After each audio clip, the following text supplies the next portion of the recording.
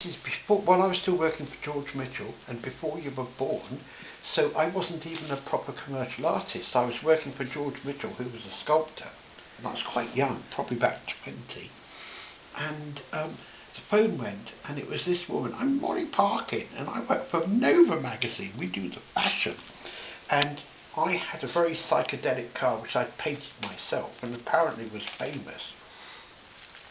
And she said, yes, we've got this Mini and we'd like you to paint it up and we'll photograph it with a model in front of Buckingham Palace after you've finished. And then we will sell it and we'll share the proceeds with you. And I said, yeah, well, that's fine.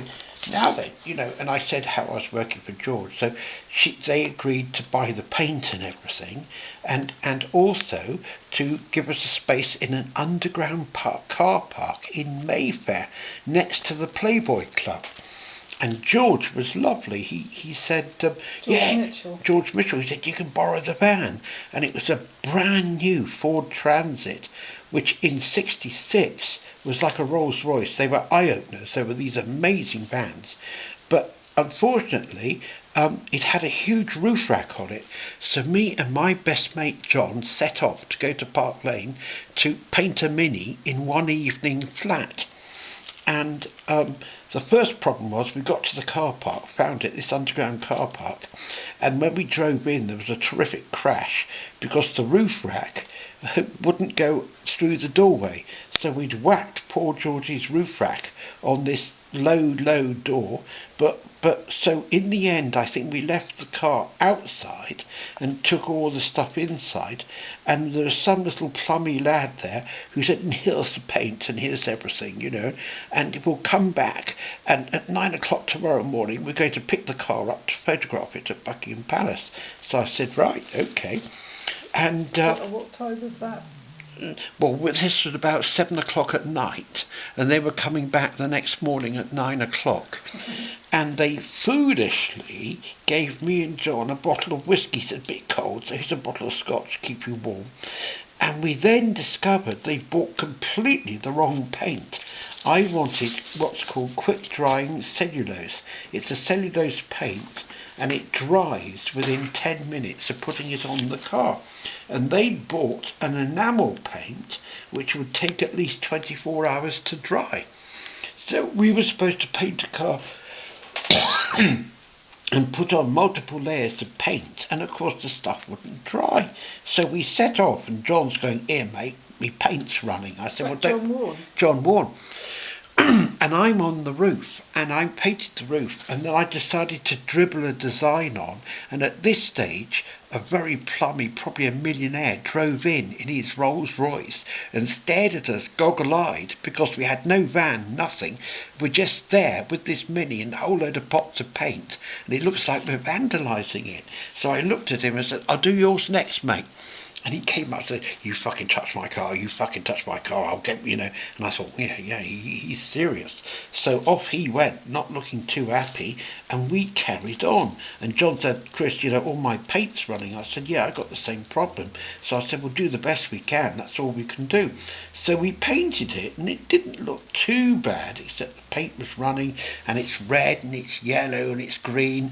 And at the last minute, I decided to paint this dragster slogan on it, Hot Shot. So I painted Hot Shot all along the roof. And off we went, feeling quite happy, and went home and everything. And then I phoned Molly. She phoned me. She phoned the office in the morning, obviously not a happy bunny. And she said, well, dear. I said, yes. Well, dear, it's not quite what we expected. And I said, oh, dear, what's the problem? She said, well, quite frankly, it looks a mess. And I said, well, you bought the wrong paint. Well, we turned up with the photographer and the model. We can't do pictures of that. And what's worse, there's this word hot shit on it.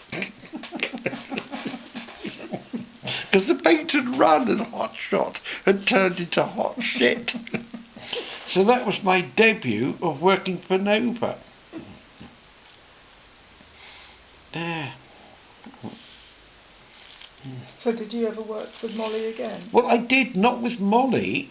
So Virgil Pomfret, the agent, he got the job with Nova for me to do that transport thing. So it was like transport of the future, and it was my dream of how transport would work. And I remember me and Virgil were working out vehicle movements, and the idea was you had small little electric cars on a grid system, and you could go from A to B. But we quickly worked out, because Virgil was very clever with figures, that in fact Virgil, one of the art Pomfret, directors? no, he was the Virgil Pomfret was my agent, or one of my agents, and he was the one who was so good at getting separate jobs in. So he worked out that in fact in a modern city it would be almost impractical to have all these vehicle movements, because, you know, all the cars would be tripping over each other. But that was a hugely detailed picture, and that was for Nova, big black and white drawing. And how long did that take you? Took me, I think, about 4 weeks. You know, it was ages. Yeah. But how long were you working on it every day? Oh, well, who knows? You know. But, I mean, was it a bit here and there? No, because Virgil, I was a bit scared of Virgil, and I think we still lived at Crystal Palace, and he kept phoning me up to say, where's that drawing, Chris? No, I was working at Artist Partners, and I suppose I was probably popping across the road with Cecil a lot, you know, but it did go on, you know, but then it was fiendishly detailed, you know. In those days, I really did do very detailed pictures.